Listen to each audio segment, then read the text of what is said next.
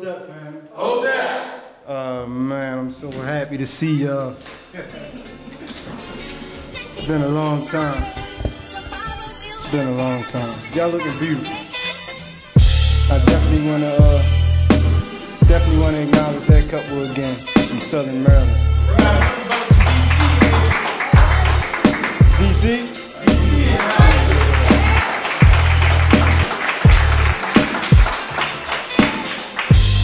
Pan-Africanism in Maryland.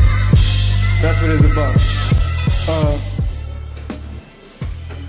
First and foremost, I want to acknowledge the Creator and the ancestors. For without them, we would not be here. Those ancestors that survived that tragedy, their blood still runs through us. So it's imperative that we always acknowledge them because they endured some horrific things. And you should always be proud of who you are. You should always be proud of where you at and the fact that you're here. It's imperative. As Africans in America, our situation is real dire. It's getting bad, but we still here. So always acknowledge the Creator and the ancestors. Secondly, I want to acknowledge the fallen brothers of PLM. PLM been in existence for over 10 years. And there's some of the brothers that didn't make it. One of the brothers I witnessed his death myself. And these brothers are Diop Fatiu, who's responsible for bringing us Brother Gamble. Fatiu, who came through the process with me. He was shot dead on the streets. Still trying to put in work. The brother Mutir, who came through with me, Mutir Fatiu. He hung himself in the prison cell. That was my cell buddy. And Siaju Fatiu, who died in a car accident. Those brothers played a significant role in the development of PLM. So let's always remember them, always think about those brothers. And I also want to acknowledge all the current brothers that's incarcerated throughout these concentration camps in Maryland. Every last one of them, we still have brothers behind the wall. That is important. Because those brothers still putting in work in one of the most hellish conditions in society. The only thing worse than being locked up, actually nothing. Actually nothing. You know, we crying about these bills, we crying about we don't have no car and all that. Try being locked up for 10, 12, 15, 20, 30 years. And you think you're being oppressed, you think you're stressed now? They call it the belly of the beast for a reason, because it will rear its head. You don't understand oppression? Get locked up. They'll let you know what it is. Last but not least, let's please have a moment of silence for that sister Felicia Barnes. For whatever reason, whatever the circumstances that led to her untimely death, man, we're here tonight to prevent those things. We're here to do that. We must love each other. And I really feel for that sister, and I was hoping that she returned in one piece. But instinctively, I knew that wasn't going to be the case. So let's have a moment of silence for that sister.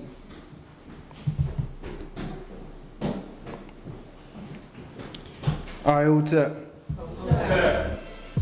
Tonight is not about lambasting Europeans. It's not what it's about. Although our experience with them need to be acknowledged and need to be studied. But tonight is not about lambasting them. It's not about uncovering some secret conspiracy, about some destruction being done to us. It's not about that. What has been done to us is no secret. It's not a secret anymore. Whatever they plaster on that media, whatever we get caught up in, it's a bunch of foolishness. And we gotta stop that. You know, we gotta stop running here. This is what Brother Imhotep always referred to as bonfire. You know, they throw this here, it's a cause over here, something happened over here, and we running. When you do that, when we do that, we never get established. We never establish the things that we need to prevent those things, such as the unfortunate death of Felicia Barnes. See, it's about establishing things. Us as a people, we lost something. So tonight, that's what it's about. It's about us. We're not worrying about anybody else. We're not going to concern ourselves too much about the death of Osama bin Laden. No, that's right. It's not about that. Oppression is oppression. It's the same thing. Exploitation is exploitation. It's the same thing. But our situation is unique. It's different from any other situation. Because we lost something that was dear to us. And this is why our situation persists.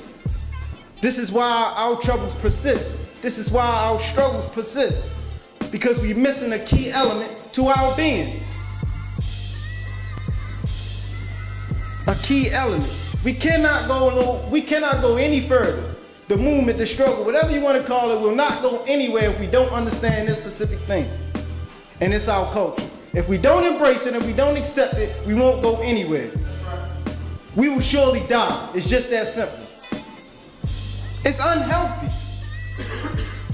Now, what I know about Africans is this: we are all social people. It's just that simple. We are. And when you really get into the history and the culture of it, everything we done was together. You can rarely find somebody, you won't find somebody that's doing something on their own. That's not us. Get mad with somebody, oh, I'm gonna do my own thing. Cool, go ahead. Then, rest assured, you be back trying to mend that. Because you can't survive in a true indigenous culture in Africa by yourself. And we have to get that mentality. We have to get it now. Can't do nothing by yourself. And those of us that run around here with that notion in our head, that you've done and accomplished everything on your own, that's incorrect. It's incorrect. You independent. Oh, I got my own house. I got my own job. No. You bought that house from somebody and somebody hired you.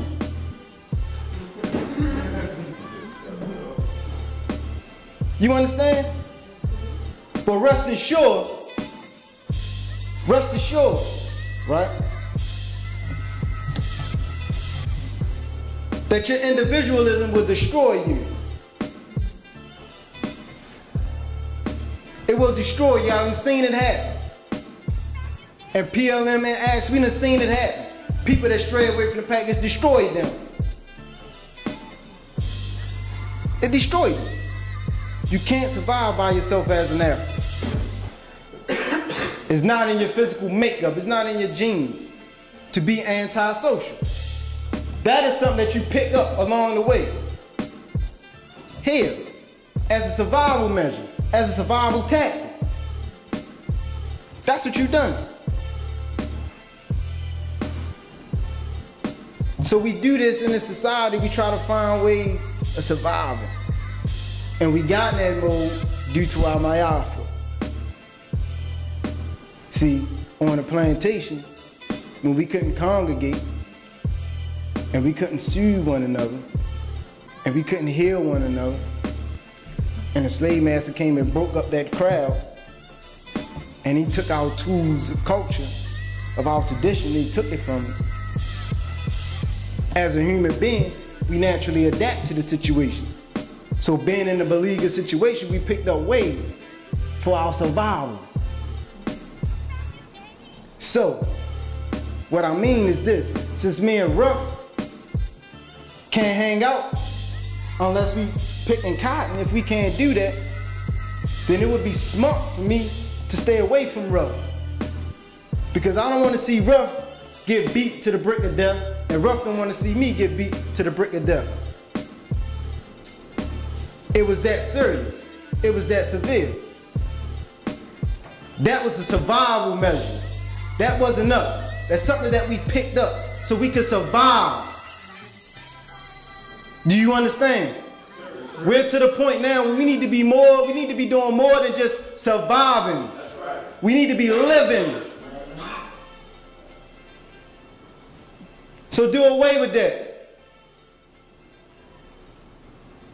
This is what I want you to do. If you have a problem with somebody, please let them know in some shape, form, or fashion. You have your Facebook, you have your text messages. Do it.